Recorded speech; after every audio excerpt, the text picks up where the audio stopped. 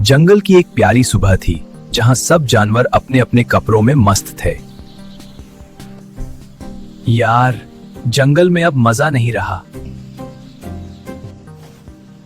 अरे देखो, इंसान रॉकेट बना रहे हैं। ये देखकर उसके दिमाग में एक जबरदस्त आइडिया आ गया। हम भी अपना रॉकेट बनाएंगे।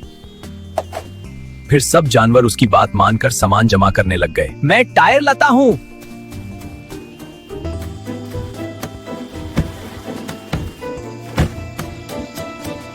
सब जानवर रॉकेट के गिर्द खड़े हो गए। रेडी हो जाओ, काउंट स्टार्ट।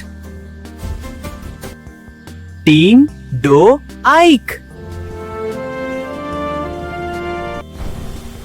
रॉकेट उड़ने के बजाय रंगों के साथ फट गया। अरे, ये क्या हो गया?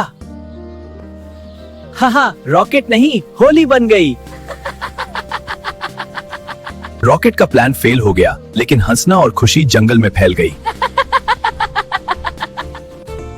वीडियो पसंद आए तो लाइक करो, शेयर करो और चैनल सब्सक्राइब करो।